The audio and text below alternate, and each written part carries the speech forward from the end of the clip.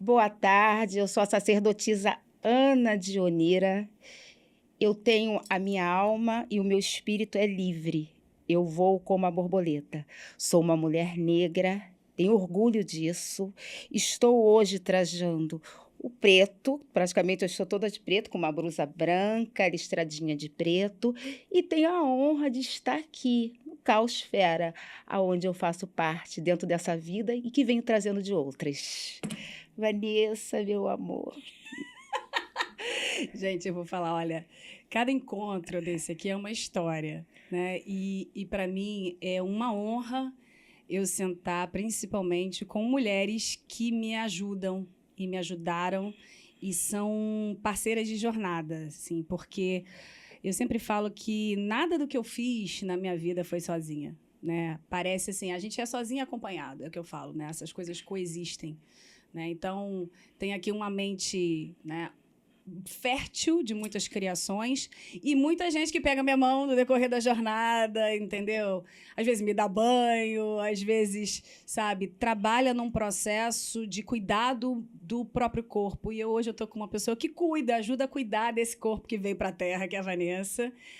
A Ana é minha madrinha de Fá e é uma honra estar aqui hoje. Para quem não me conhece, eu sou Vanessa Oliveira. Estou com minhas maquiagens, né, rosa e azul, com cores vibrantes, com esse cabelo curto, meio encaracolado. Estou com uma blusa roxa hoje, assim, um roxo vivo, sempre com muitos adereços, brincando com a vida, brincando com os símbolos, com os arquétipos, com as coisas todas, porque, né, a gente fala muito sobre isso na causa, tudo é magia, tudo é encantamento, tudo é símbolo, tudo é arquétipo, e a gente precisa começar a desencaixotar determinadas coisas para a gente começar a fluir na própria magia que a gente é. E aí, dona Ana? Vamos lá, dona Vanessa, vamos no caos. E eu gostaria que você me respondesse, dentro dessa plenitude de tudo e de todos, o que você acha da espiritualidade? Como é que ela iria se compor dentro do caos? Isso aí você pode me dizer, porque você é uma mulher plena. Madrinha, você sabe que eu estava conversando com o pessoal no outro programa que a gente gravou mais cedo, né? Com o Guga e com o Erivan.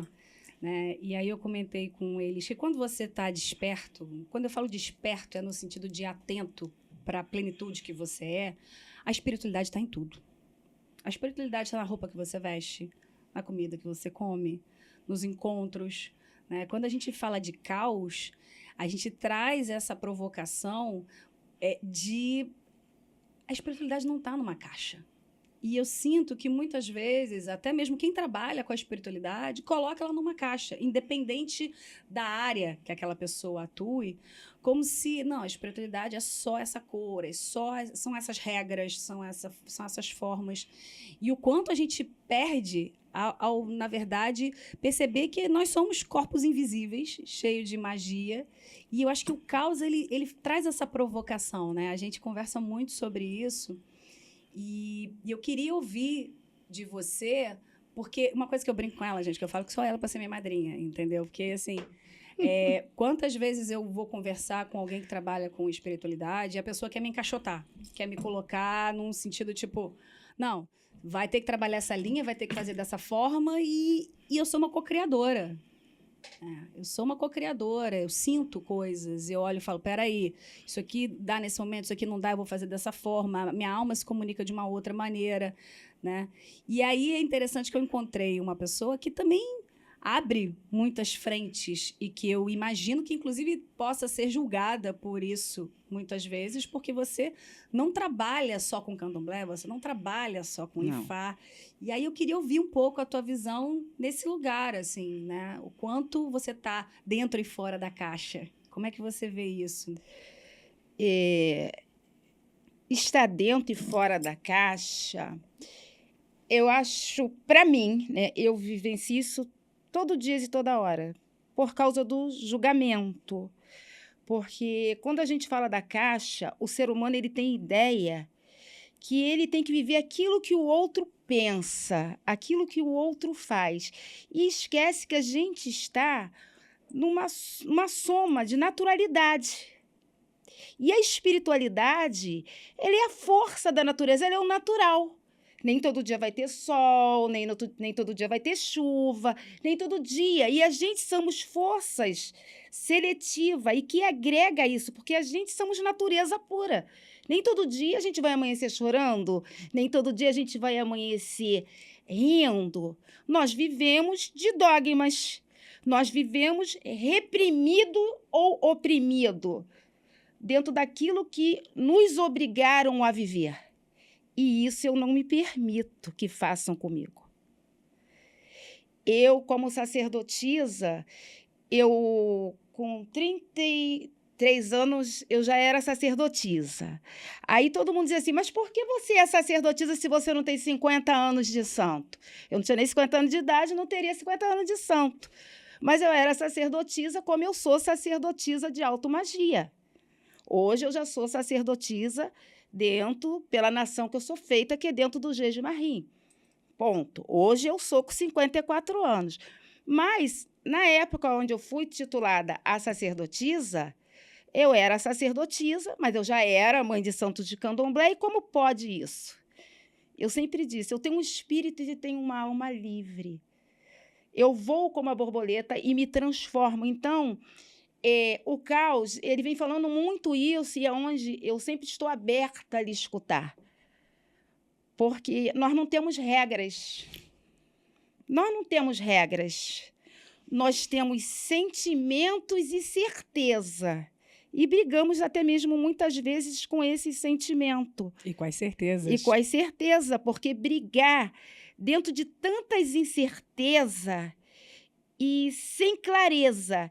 E quando você olha dentro de um escuro tão profundo, e só você consegue ver a luz. Mas tem uma coisa, né, que eu brinco com você muito, é sobre o poder da escuridão, né? A coisa do caos, a gente traz muito esse lugar que, às vezes, quando a gente pega... As religiões colocam muito no sentido de o que é a luz é o iluminado, é bonito, e o que é escuro é ruim, é feio, né? Eu brinco que, assim, vamos pegar... A iluminação é ótima, beleza, vamos pegar uma bomba, explodir. Vai iluminar tudo, isso é bom? Então, o quanto a gente perde da escuridão e do prazer da própria escuridão, às vezes até por conta do medo, de não conseguir ver com esses olhos aqui, né? Mas existem outros olhos que permitem a gente navegar em abismos e navegar em lugares, né? Que, às vezes, por exemplo, quando a gente fala do fundo do oceano, né? Quantos segredos tem no fundo do oceano? Eu lembro muito das nossas conversas, quando a gente fala de Oxóssi, quando você fala assim, não, porque fui lá para descobrir várias coisas e depois... Você conta melhor essa história, porque imagina, eu tenho um processo que é muito engraçado. Eu venho a história, eu absorvo, mas eu nunca vou contar como ela. É vivência, né? As vivências e você como uma sacerdotisa, porque as pessoas, assim, elas não têm muita crença naquilo que elas não verem, né? E aí é onde entra a escuridão. E aí, dentro da escuridão, a gente traz vida. E dentro da nossa curiosidade, que nos joga ao profundo, quando você aceita aquele abismo, aquilo ali é vida, porque tudo é uma aceitação. Tudo é aceitação. Então, o dia, ele é tão importante quanto a noite. E a noite, ela se faz necessário. E a gente é que vai ver se aquela neblina suave, serena, ou se aqueles dias nublados, para você ele vai ser igual um amanhecer de um sol quente, de uma praia suprema, do calor profundo do sol em cima de você. Esse pataquis, essas histórias que você falou sobre o Oxóssi... Iemanjá. Oxóssi e Iemanjá. Isso é muito importante, né? Diodé tem uma qualidade que ele foi... E, na realidade, ele foi e caiu, ele foi procurar, ele, na realidade, foi Iemanjá, e quis saber o segredo lá do mar, e Olokun prendeu ela lá e não deixou ela sair de lá. É como se ele tivesse escravizado ela lá dentro. Então, ela não pôde, uma qualidade de Iemanjá, ela não pôde mais sair de lá. A do Oxóssi já é da outra... gente, isso é passando rapidinho, porque aqui não é aula de religião, é só para contestar e falar como há necessidade de um mundo entre o outro mundo, entre as energias e as energias. Porque a gente fala muito em santo, mas eu acredito em espiritualidade. Eu acredito na espiritualidade que cada homem tem o poder de viver, de cada mulher tem o poder de viver, de cada ser. E essas energias a qual eu acredito, esses deuses a qual eu acredito, esses deuses cósmicos, essas divindades, eu acredito que são representados por cada ser humano.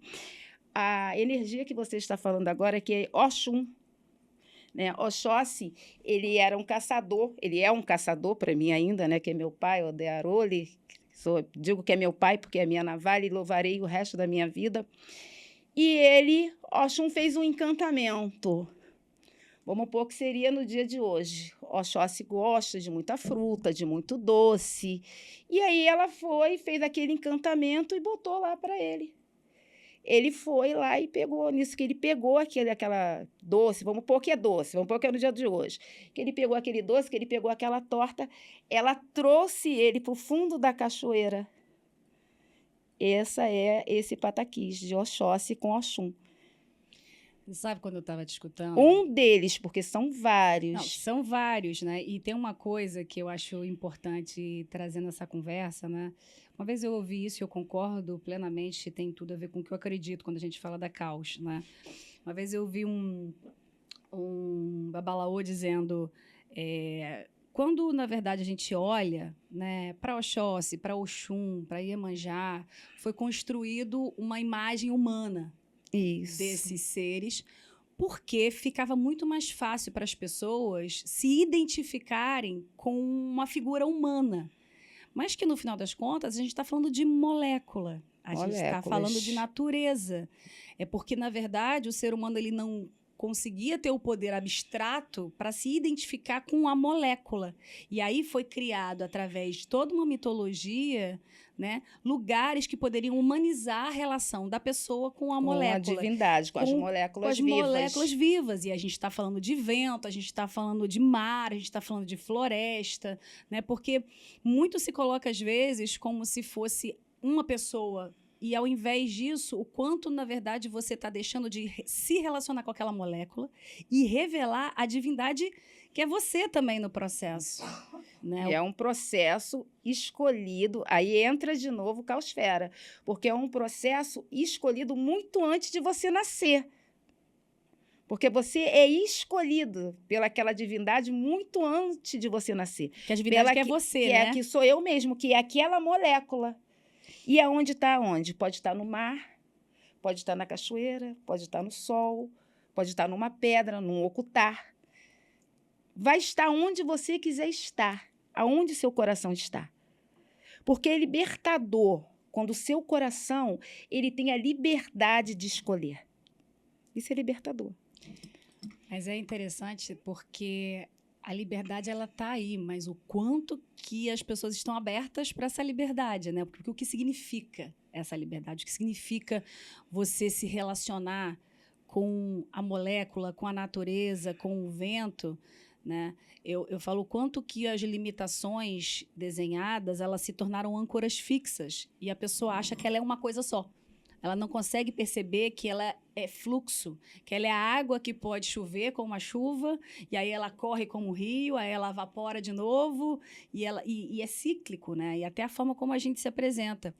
Eu estava te ouvindo, e aí quando você trouxe Iemanjá, né, escravizada, vamos colocar assim, no fundo do mar, né, presa no fundo do mar, me vem muito o lugar do abismo que a gente falou inicialmente e da escuridão e que muitas vezes as entidades femininas, as mulheres, né, são colocadas nesse lugar e muitas vezes as pessoas às vezes têm até medo de falar. Se a gente pega outras culturas, por exemplo, tem uma deusa babilônica que é a Tiamat. A Tiamat ela é do abismo do mar, do abissal, né? Das serpentes, das criações que vêm do útero, do bem profundo. Do profundo.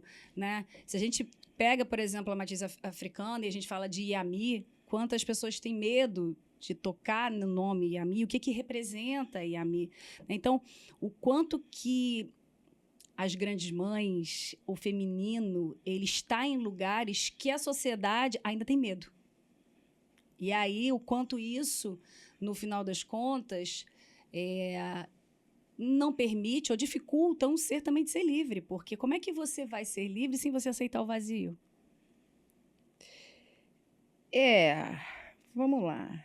Quando a gente fala de mulheres, né? Aí você usou a mulher, você usou o feminino, você foi em Yami, você foi em Iemanjá. Resumindo, você foi na mulher. E aí você pegou de Iemanjá ter sido presa lá por Olokun, né? Ela teve todas as riquezas, mas lá onde ele posicionou ela. E a mesma coisa dentro da vida, né? Algumas mulheres, pela sociedade, ela já nasce destinada àquele destino ali, que a sociedade impôs ela. É como se ela tivesse numa caixa.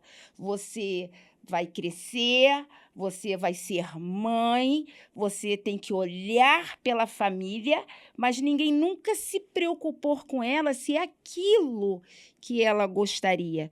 Ninguém nunca perguntou para a menina de antigamente, que graças a Deus isso está mudando.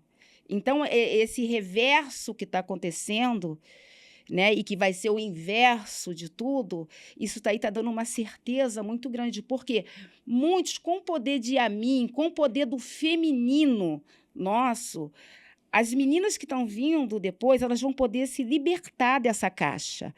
Porque nós vivemos, as mulheres da minha idade, acredito até da sua, nós vivemos numa caixa determinada pelas nossas ancestrais, aquilo também que foi imposto a elas. E aí, quando fala, tem muito culto, tem muita coisa onde a mulher ela é imposto a não estar, ou é imposto ela viver submissa. Isso simplesmente é a escuridão da opressão. Isso é a escuridão do medo, a escuridão da pressão, a opressão. E que dói. Que quando dizem para uma mulher assim, você tem que ser mãe. Você tem 20 anos, você ainda não casou. O que vão falar de você que você não casou? O que vão falar de você porque você é namoradeira?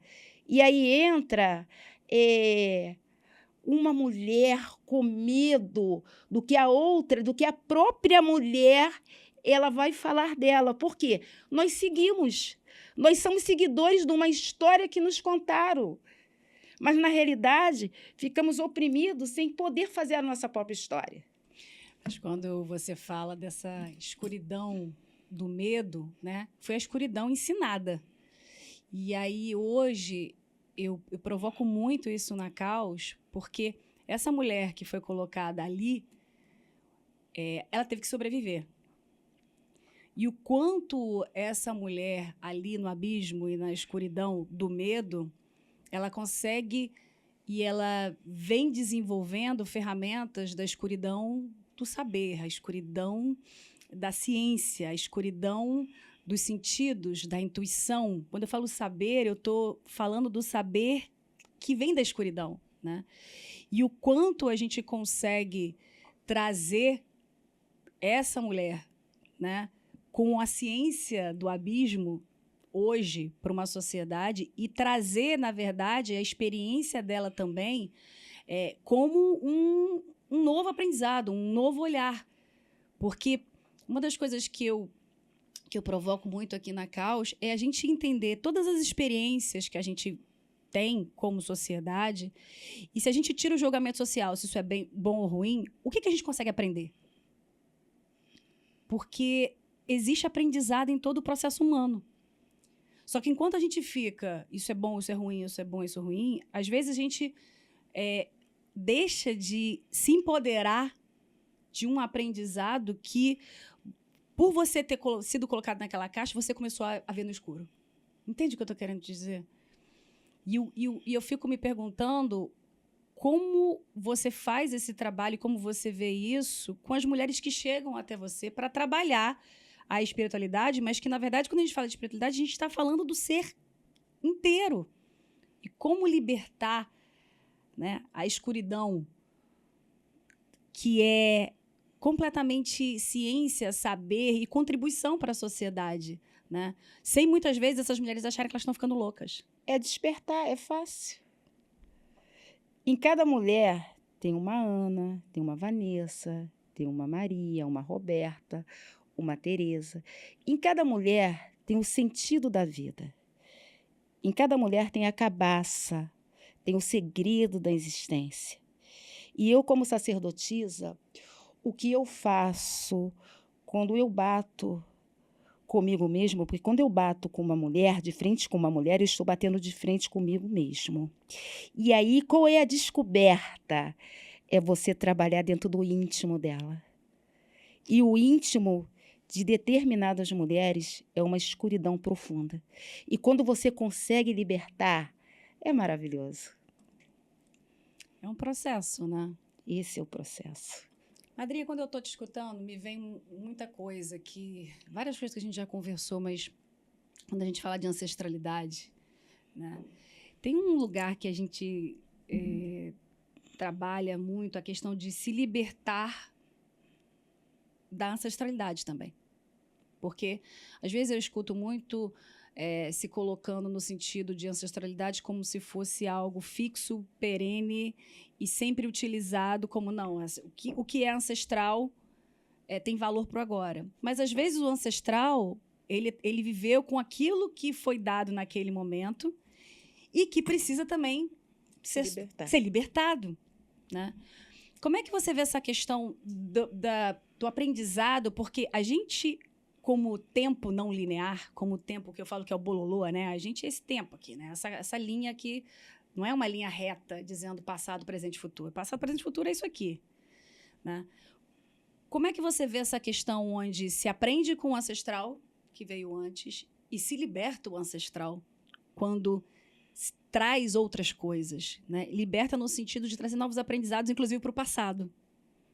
Como é que você vê essa construção dos tempos quando você olha para os ancestrais e olha para as pessoas com que você trabalha, olha para você? Como que você, né? Tem algum momento que você entra em algum julgamento sobre, cara, mas isso aqui era fundamental, isso era do meu avô, isso era da minha bisa, eu não posso abrir mão disso porque isso é super importante. E, às vezes, você precisa abrir mão disso. O que você está falando é libertador, né? É libertador. O que acontece quando a gente fala de ancestralidade? Ancestralidade é aquilo que veio, aquele que veio bem antes da gente. Quando a gente fala de ancestralidade dos nossos avós, bisavós, pais e mães, quando a gente fala da supremacia daquilo que eles gostavam e que nós deveríamos cumprimentar. E dentro da nossa fala hoje, da nossa mesa, a gente está falando do caos, a gente está falando de mudanças.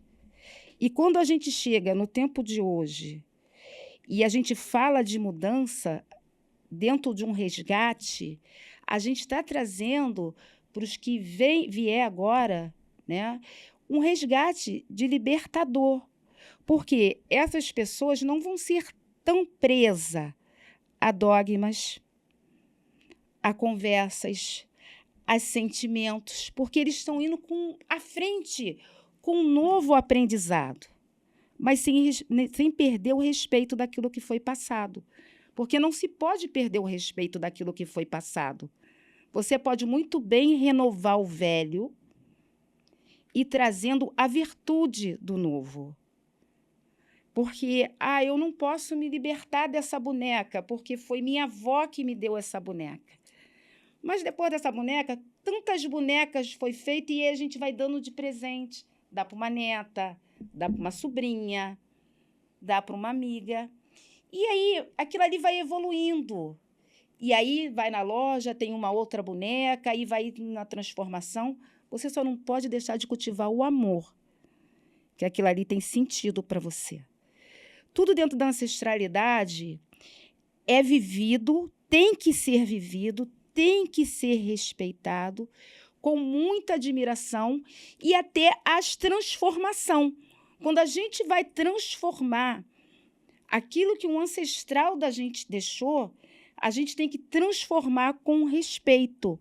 Porque muitas vezes eles não tendo o conhecimento ao qual a gente temos hoje, a liberdade ao qual a gente temos hoje, entre aspas, porque vivemos muito ainda dentro da caixa, mais solto do que eles. A caixa está um pouquinho assim aberta para a gente se libertar. Eles não, eles estavam no fundo da caixa. E aí a gente vem fazendo o quê? Uma nova construção. Mas construção com a cabeça daqueles que vieram antes. Porque é renovação, Vanessa. O mundo é renovação. Porque tem a mulher e tem o homem. Aquela família, aquela mulher, aquele homem, eles vão botar filhos no mundo e que em algum momento eles vão dizer assim, o meu pai, ele não fazia desse jeito. Mesmo que em algum momento ele vai fazer totalmente ao contrário do pai, mas o que fortalece ele nesse mundo, nessa terra, é aquilo que o pai dele deixou para ele. E dentro o que a gente tenta se libertar dentro dessa ancestralidade, que seria, eu acredito dentro da sua fala, as doenças ancestrais. Que aí, quando a gente chega nas doenças ancestrais, a gente chega e a gente acaba raciocinando e pegando que a gente merecemos muito mais, principalmente quando é na parte da mulher. Olha o que a mulher chegou no tempo de hoje. Aonde que as mulheres, antigamente, elas só serviam para criar, para procriar. Mulher não sabia o que era desejo, não se podia falar em menstruação. Então, nós já estamos quebrando, já vem quebrando essa dor, esse dogma. Você imagina uma mulher que ela sente cólica. Imagina as mulheres de antigamente que sentia cólica, não tinha uma Nevalgina para tomar e teria ali que sentir cólica ali perto do marido, perto da família e não poderia mostrar a dor e elas eram o quê? Acolhida como histérica, histerismo, entendeu? Dentro da vida delas. Porque elas não poderiam, não tinha como elas mostrar na realidade a dor. Porque ninguém falava em menstruação. Hoje não, a menstruação hoje é social, né? Olha, a mulher hoje está no ciclo, ela está com TPM. Então, a gente já vem quebrando muito as doenças ancestrais. Porque isso aí era uma cólera que a mulher vivia. Isso aí era uma cólera tão grande que uma mulher, quando ela estava menstruada, ela se sentia uma mulher suja, uma mulher rejeitada. Então, a gente quebra isso tudo dentro da ancestralidade. A gente passa por cima de muita coisa sem se perder o respeito. Igual a gente passou por cima, né, da menstruação. Hoje você fala sobre a menstruação, hoje você arrumou um codinome, a gente arrumamos um codinome para a menstruação, hoje a gente arrumamos um nome do período bonitinho e as mulheres não é titulada mais. Mas é engraçado, né? Quando eu estou te escutando, a menstruação ainda é um desconforto. Né? Não, mas será sempre. Não, era sempre, mas eu quero dizer o seguinte, o quanto ainda é vivido, né, esse lugar da mulher não ser... Porque é o que a gente está falando de menstruação, é sangue. É sangue. É corpo. É corpo. Né? Então, assim, na hora que você está falando mal de um sangue, seja mulher, seja um homem, ela está falando mal do corpo. Ela de quem é ela, né? E eu vejo muito isso, às vezes, quando... Sei lá, às vezes eu encontro pessoas, às vezes eu estou numa reunião, ou às vezes eu não estou bem, porque eu estou num processo menstrual forte.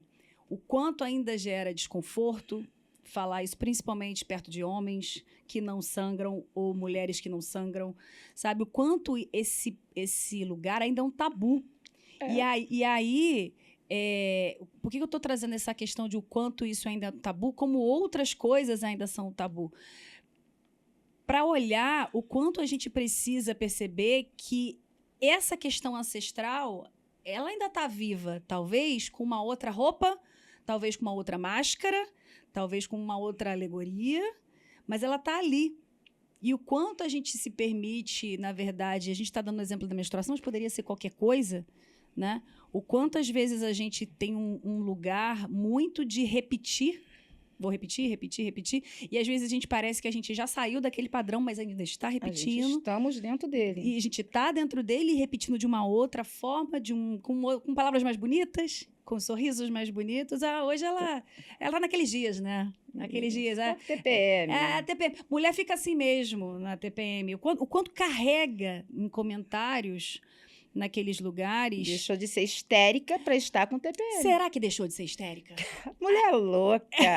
Aí que tá. A gente é louca. A gente tem duplo sentido a todo momento, porque aquela que tem poder de criar, aquela que tem o poder de gerar, aquela que faz uma criação, porque a mulher ela é muito além da maternidade. A mulher está muito além da maternidade. Mas aí que tá, né, madrinha? Eu acho que tem um lance também do que é maternidade, né? A maternidade não é só gerar uma criança. O que é a maternidade? Quando a gente fala de Gaia, quando a gente fala da Terra, né? Fala do acolhimento total. Acolhimento total. E a gente fala dos colapsos, da destruição, do vulcão. E tudo aquilo é gerar, porque é tudo cíclico dentro da Terra, né? Quando a gente olha... Hoje, cada programa, né, a gente vem com imagens diferentes. E aí hoje a gente tem um mato que tem vários insetos, assim. Tem borboletas, óbvio, aqui também, mas tem um brilho que me lembra muito a questão dos vagalumes, né? Eu estava lendo outro dia que os vagalumes eles estão sumindo. O vagalume ele está deixando de existir. E uma das razões que o vagalume está deixando de existir é por conta das luzes artificiais, das luzes da cidade. Porque as luzes da cidade atrapalham o acasalamento dos vagalumes com as suas luzes naturais. Então, o urbano, a cidade, com suas luzes artificiais, acaba atrapalhando a sinalização na escuridão da terra em si. Né? Por que eu estou trazendo o vagalume nesse processo? Quando a gente fala da maternidade, quando a gente fala de Gaia, eu acho que trabalhar essa questão do que é maternar, do que é cuidar, do que é dos fluxos. Né? Outro dia eu estava vendo um mapa que fizeram um mapa de uma baleia tentando atravessar o oceano e os navios passando. Os navios passando e sempre em linha reta. E a baleia, coitada, ela vai e volta, ela não consegue passar naquele processo. O quanto a gente, como ser humano, a gente não inclui a natureza como se a gente fosse uma outra coisa, sendo que tudo estaria dentro de um mesmo útero. Entende o que eu estou querendo dizer? Assim, eu estou fazendo toda uma narrativa aqui. É uma cadeia só. É uma coisa só, entendeu? O vagalume faz parte do mesmo processo e ele traz coisas para o ecossistema. Por exemplo, quando você vê um vagalume num determinado ambiente, mostra a saúde daquele ambiente, onde o ar está mais puro, E aí é um indício muito forte você ver os vagalumes sumindo, né? E o quanto a gente não está se permitindo, né, maternar a terra que nos materna. Sabe? E aí é um processo que vem muito do feminino, né? Desse lugar que precisa ser aprendido por todos. Que tem que ser aprendido, porque a mulher ela é uma parte muito importante dentro do meio ambiente. Assim como ela é muito importante em todos os fatores da vida, porque sem a mulher não teria vida, não teria existência. E como você falou, o maternal, se aprender a maternar, a trazer todo o ciclo humanitário que há dentro do planeta para a gente. Isso é muito importante. Mas como é que você vê, por exemplo, quando a gente fala essas coisas, né? E quando a gente fala da ancestralidade e da gente, de novo, né? Quando eu falo de Gaia, de maternar, onde tem vulcão, onde tem lago, onde tem todos os movimentos. Maternar não necessariamente é só o amor como se coloca na caixinha. É, às vezes, dizer não. Maternar é você perceber os colapsos que fazem parte da própria relação humana, né? E aí, voltando na questão da ancestralidade, né, o quanto se tem medo, né, de negar um determinado lugar de algum ancestral. Por exemplo, eu tenho um ancestral que matava as pessoas.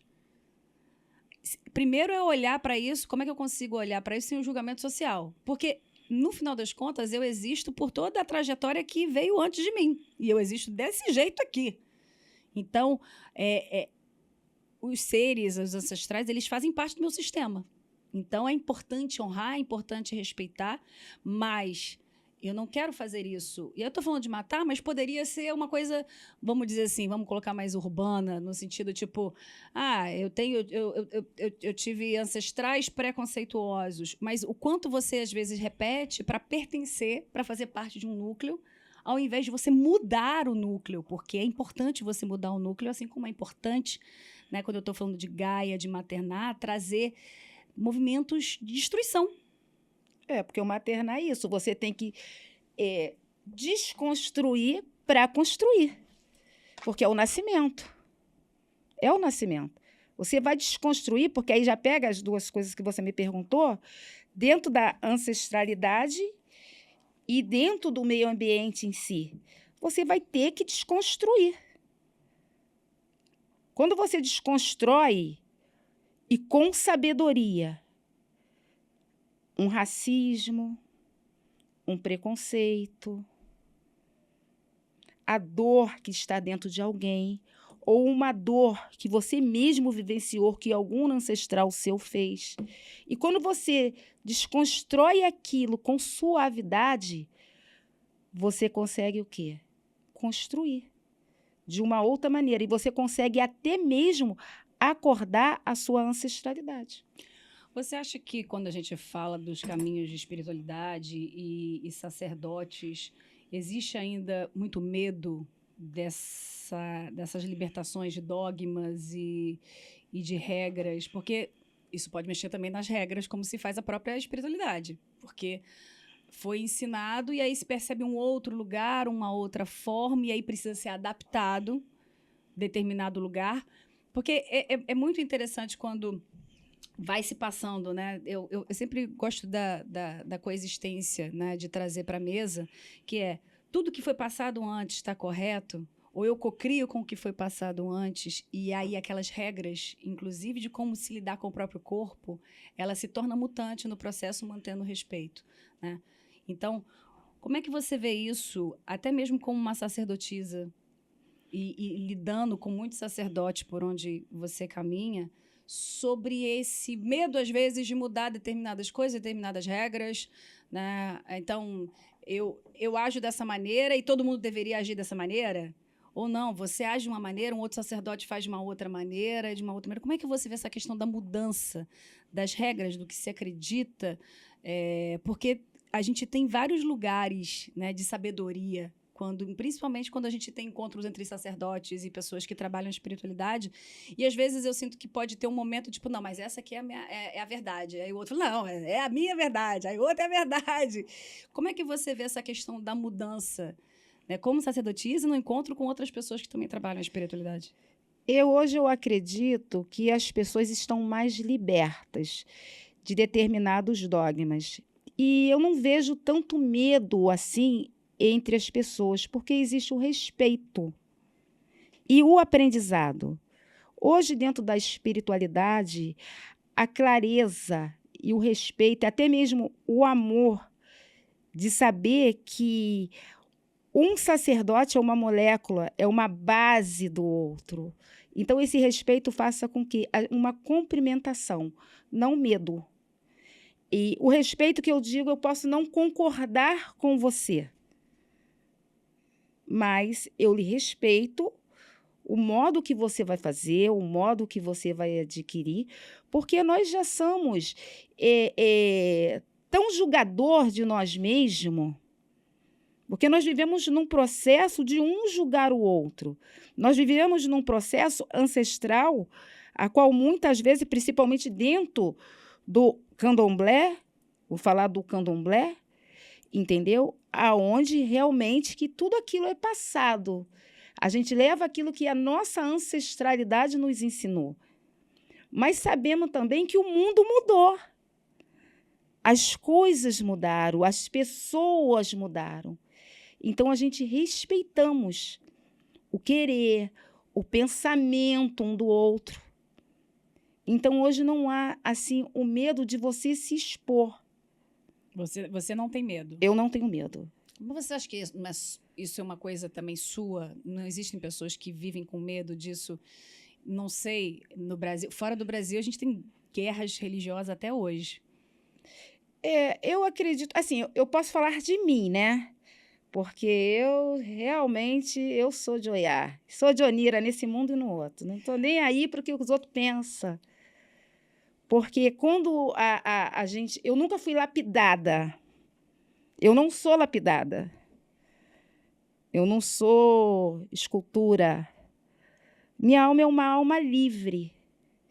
E assim, por eu deixar todos aqueles que falam comigo, que estar comigo. E é muito engraçado quando a gente fala de ancestralidade, a gente fala assim: eu encontrei os meus.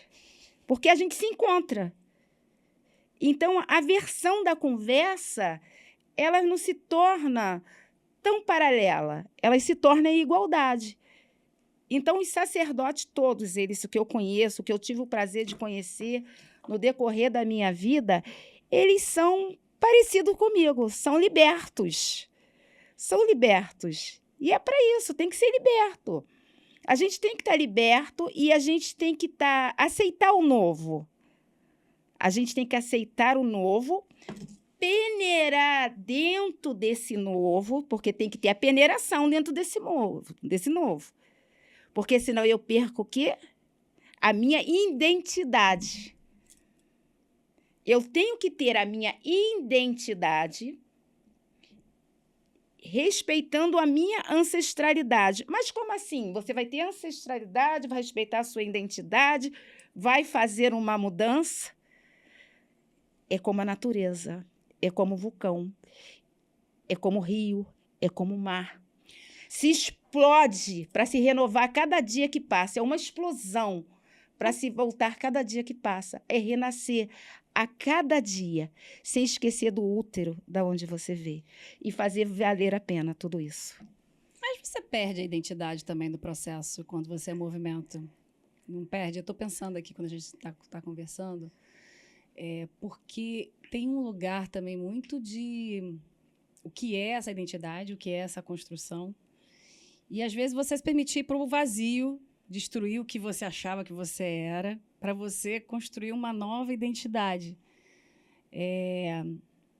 Na tua jornada, você nunca perdeu a identidade? Eu sou louca, eu me construo, desconstruo várias vezes.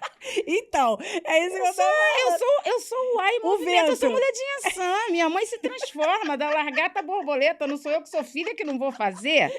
Você sabe uma coisa que tá... E a identidade deveria ser só mesmo aquela que a gente tem no papelzinho, mais nada. Então tá bom. Entendeu? A gente somos suplemo. Por isso que a gente não pode ter só uma mão, a gente tem que ter várias mãos, vários dedos, 2 olhos, o nariz, assim, com 2 buracos, as bocas largas falando. Mas veja, quando a gente fala de ancestralidade e de soltar, ó, até o Jaguar aqui, ó, deu uma sacudida, né?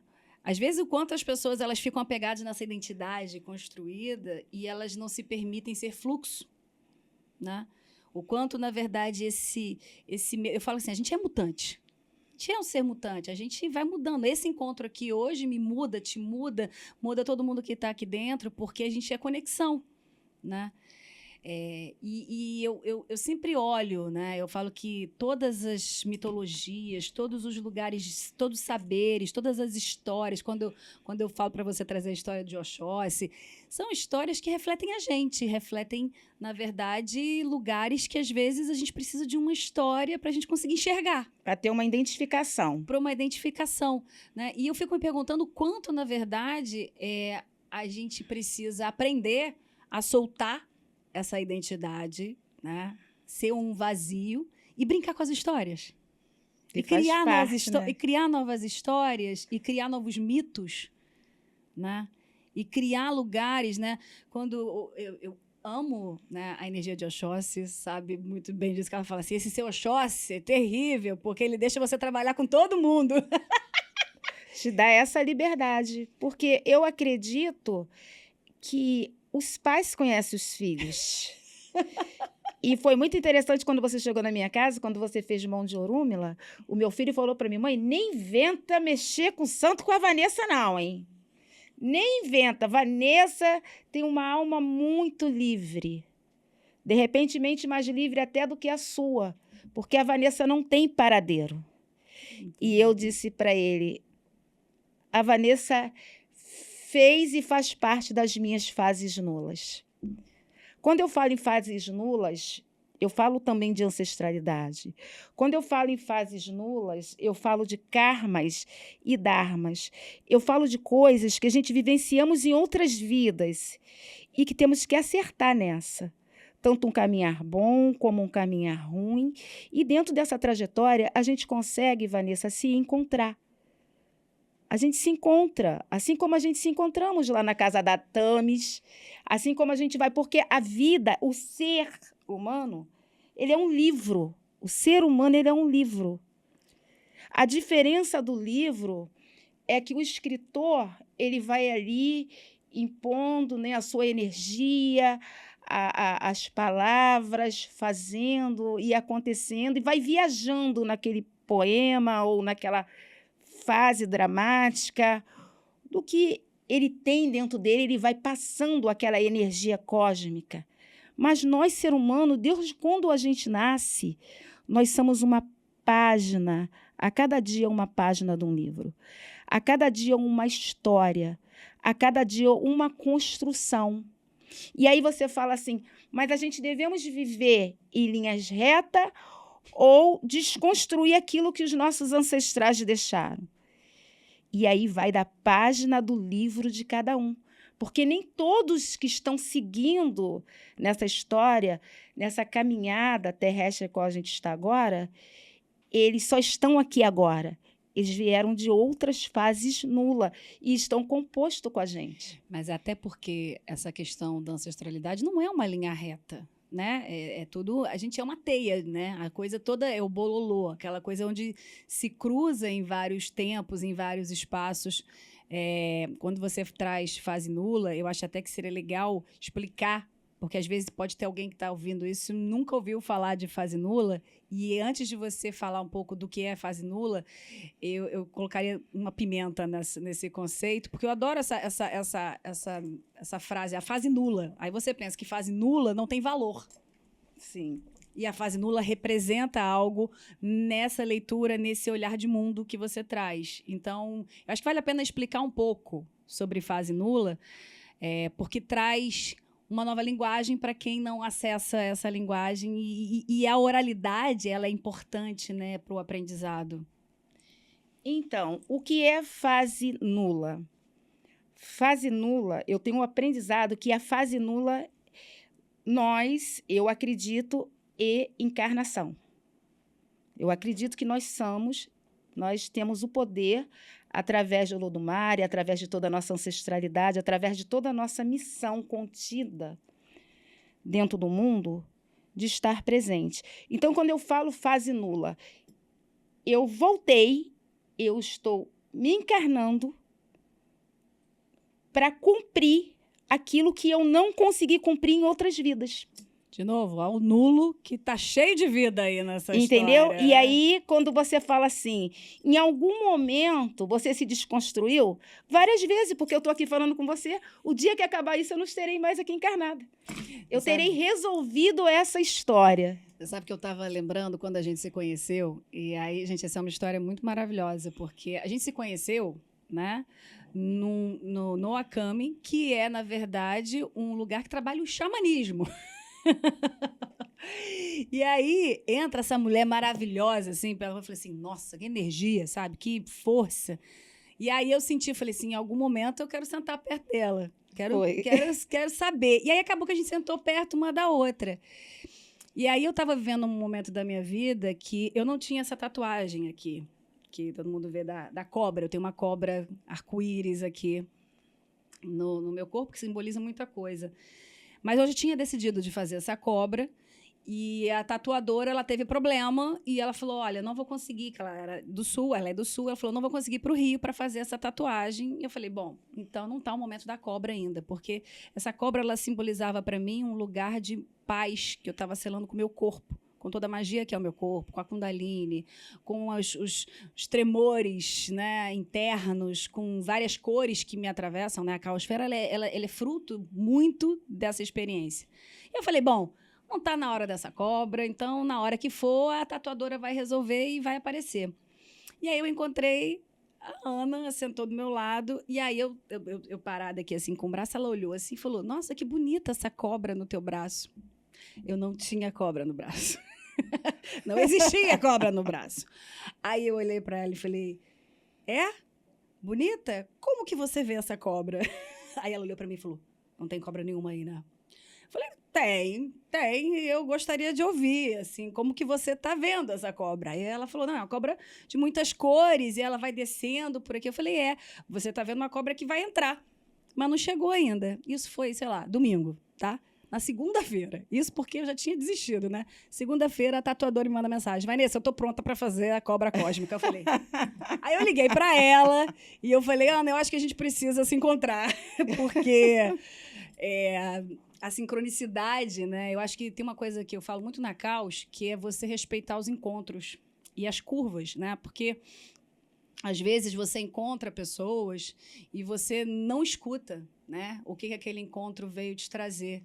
E porque cada encontro é um universo, é uma outra relação. E você, quando você começa a aceitar tudo que vem, né? Porque ela podia ter falado da cobra e eu falar: Não tem cobra nenhuma aqui, não. Não, que cobra que você vê? Como é que você vê essa cobra? Eu lembro direitinho, você olhando pra mim e falou: Não tem cobra nenhuma aí, né? E a cobra estava nítida ali, olhando. E aí eu olhei várias vezes, falei, mas que cobra linda. E olhava e dizia de novo, eu falei, mas como eu vou falar para ela que tem uma cobra? E eu falei que tinha uma cobra. E ela olhou para mim, aqui vai ter uma cobra.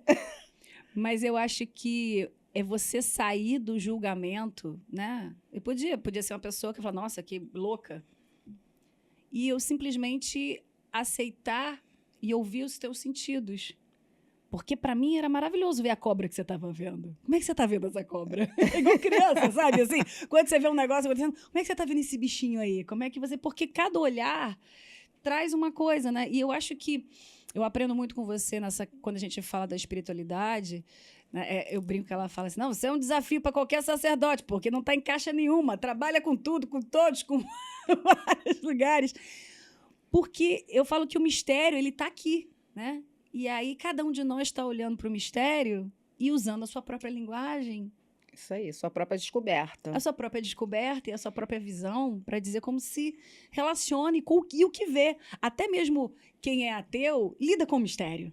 E como é que um ateu olha para o mistério e respeita o mistério, a falta de controle, né? O lugar misterioso que é em si, né? A gente pode vir qualquer cientista maravilhoso da face da Terra, ele não vai conseguir dizer por que a gente veio, como a gente veio, o que foi antes. E aí as teorias, elas vão cada vez mais, né, aflorando, não, porque o buraco negro é assim, não, porque a Terra surgiu assim, porque era um Big Bang, agora não era um Big Bang, porque era uma pessoa... Blá, blá. Então, a própria ciência, né? Eu gosto muito de dizer assim, eu brinco que a ciência, as pessoas que são defensoras da ciência falam assim: não, porque a espiritualidade traz lugares que não necessariamente são reais. Mas a ciência também muda o tempo inteiro lugares, porque descobrem outras narrativas e outras formas. Estão toda hora em construção. E o quanto a gente ganha, né? Eu acho que a gente está vendo um momento da sociedade muito incrível, que várias pessoas da ciência estão se abrindo para a espiritualidade, várias pessoas da espiritualidade estão se abrindo para a ciência, porque é uma questão de coexistência. Não é questão de quem está certo e quem está errado. É só uma visão diferente e que traz dados e que traz fatos, mas até mesmo os fatos, né? O que é a espiritualidade se você não se perceber como um próprio fato, um próprio milagre ambulante que está aqui, né? Isso aí, uma própria ciência, né? Quem sou eu? Da onde eu vim? Para onde eu vou? Na realidade, a gente fala até muito em ancestralidade, mas da onde eu vim? Quem foi o meu primeiro ancestral? Eu fui criada da onde? Entendeu? Eu estou aqui o porquê. O que eu vim fazer? O que eu posso fazer? E aí entra a determinação de um seguir o que o outro quer. E aí, quando chega a determinado ponto na vida, o que eu fiz da minha vida? Eu não fiz nada. Qual foi a escolha da minha vida? Alguém escolheu que eu tinha que ser mãe, alguém escolheu que eu tinha que trabalhar nesse trabalho, alguém escolheu isso para mim. Então, quando eu digo que o caos, ele já está aí há muitos anos e as pessoas estão se descobrindo dele agora porque as pessoas estão tendo o seu querer, as pessoas estão tendo o auto-querer. e com muito discernimento. Quem resolve bater de frente e dizer que essa caneca ela é branca, mas que ver como preta essa caneca, a pessoa já está quebrando um tabu. Como que todo mundo está vendo que essa caneca é branca e ela é preta? Porque para você só vale aquilo que você está vendo. E quando você respeita o seu Deus interior, quando você respeita você mesmo, é uma construção. E que aí pode fazer com que eu venha ver aquilo de uma maneira diferente. É porque tem uma questão, né, das histórias contadas. Né? Tem uma questão de eu olhar essa caneca e o que ela representa para mim e a história que eu conto a partir disso e aonde isso te toca, porque eu acho que tem uma coisa que a gente quer resgatar muito na Caosfera, é a habilidade de sermos contadores de história. Que aí quando a gente pega, né,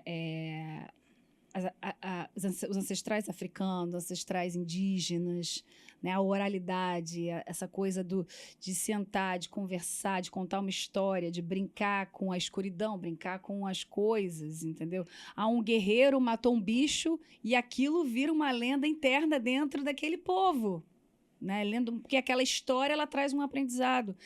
E quando a gente vê a sociedade se tornando dependente, muitas vezes, de uma plataforma externa, porque, de novo, a tecnologia que hoje se entende como inteligência artificial, os transportes, né? Quando a gente fala de transporte, eu falo transporte, eu penso de foguete, é a minha cabeça, né? Mas é isso, o foguete é um transporte. Mas quando a gente começa a pensar em transporte, em tecnologia, e a gente vai para a matéria, a gente vai para a televisão, a gente vai para o celular, a gente vai para essas coisas que são consideradas técnicas, o quanto a gente está se permitindo contar história. Né? Quando a gente pega uma inteligência artificial, você precisa fazer um pedido ali para aquela inteligência artificial fazer uma imagem. Sim. Mas onde estão essas pessoas que sabem contar histórias? Né? O quanto as pessoas ainda contam histórias para os filhos? Ou dá um celular só para assistir? Não, pega e assiste, pega um celular aqui e assiste.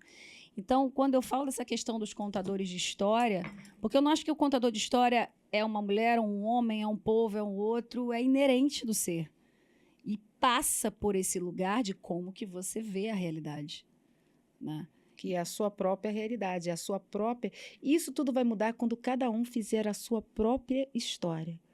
Quando o ser humano acreditar que a gente tem esse poder de vivenciar e fazer a nossa própria história, fazer o nosso próprio mundo.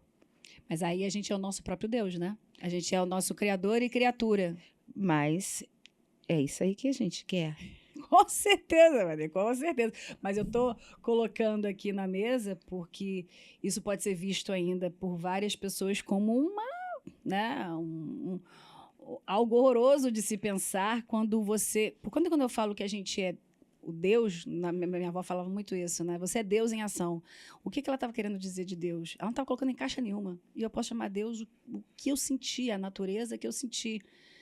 Mas quando você vê o passado, né, as questões, as discussões, não, eu rezo para um Deus só, não, eu estou numa cultura que tem 20 deuses, não, se os seus deuses são melhores que os meus, as brigas sobre qual Deus é melhor que o outro, qual que atende mais, qual que atende menos, sabe? E nisso aí é que tem que haver a mudança, porque Deus tem vários nomes. E sabe lá se dentro desse nome de Deus, se ele é menina, se ele é menino, se um dos nomes dele é Vanessa? Aqui, com certeza, a gente tem várias deusas aqui nessa sala. A diferença da gente junta ao caos, que a gente respeita tudo. Com certeza. E todos, porque é isso que tem que ter, o respeito a tudo e o respeito a todos. Isso é a evolução do ser humano. É porque aí a gente está falando de uma cocriação entre deuses. Não é isso? Porque aí é um outro lugar, né? Eu acho que, assim, madrinha, é muito bonito ter você hoje comigo aqui nessa jornada. Porque, assim, vocês não sabem que essa mulher já me ajudou, entendeu? Que aí, assim, nem daria para um podcast. Mas é muito bom encontrar pessoas que me ajudam a navegar pelo invisível, sem o julgamento, sem a caixinha, sem dizer isso é isso ou aquilo, ou simplesmente, na verdade, respeitar a natureza do que se sente, a magia que o outro traz. Isso aí, isso é muito importante. Porque a magia que o outro traz, quando você respeita o outro, o ser, quando você respeita. Porque muitos falam de Deus, muito fala de deuses, muito fala da espiritualidade, mas o meu Deus supremo é aquilo que eu estou vendo. É aquilo que eu quero de bem para mim, eu tenho que querer para o meu próximo. Eu não vejo Deus, eu sinto Deus. Eu sinto Deus, eu sinto as energias, eu sinto as entidades. Eu sinto através de um Deus, de um ser humano que está ali. Eu só posso transmitir aquilo e dizer, Deus está com ela quando ela faz uma bondade para mim. Deus está comigo ao tempo todo, quando eu consigo lhe escutar, quando eu consigo, e você consegue me ouvir para tentar resolver ou se acordar. Nós somos imagens de semelhança de Deus.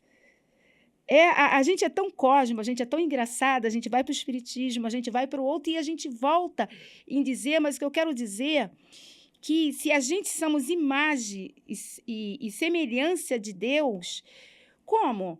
Eu não vi Deus, eu sinto a energia cósmica de Deus. Eu não vejo Oiá. Eu sou filha de Iansã, mas eu sinto Oiá na minha vida.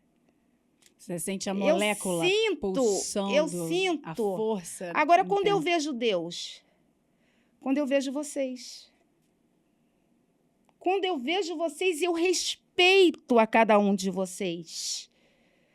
Porque mais do que eu estou sentindo é aquilo que eu estou vendo.